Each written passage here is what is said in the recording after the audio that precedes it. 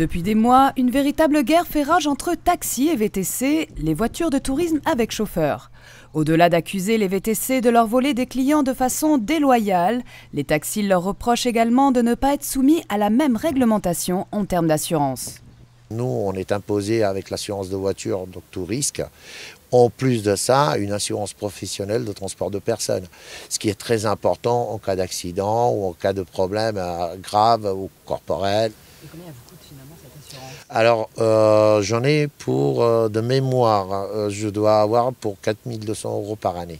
Ainsi, certains VTC ne rouleraient qu'avec leur simple assurance auto personnelle, ce qui leur permettrait de dégager des économies de l'ordre de 1 000 à 2 000 €, un phénomène dont se défendent les grandes enseignes VTC. Si la question se pose, ça veut dire qu'il y a forcément des gens qui ne le respectent pas.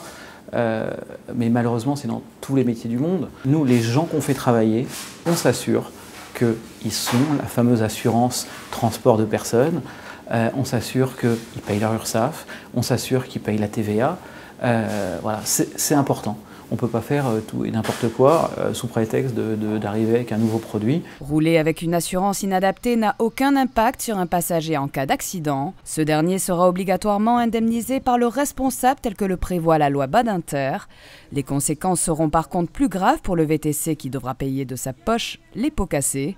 Selon les grandes enseignes VTC, le taux de sinistre serait toutefois marginal. Ce qu'on remarque, les accidents avec les VTC, dans 9 cas sur 10, se passe quand la voiture est à vide. Une fois que le client a été laissé à l'aéroport et que forcément il y a une autre course qui s'enchaîne derrière, c'est là où le chauffeur il va rentrer après, on va dire, après une dure journée de travail, etc. Il va être moins sensible parce qu'il sait qu'il n'a pas de passager derrière.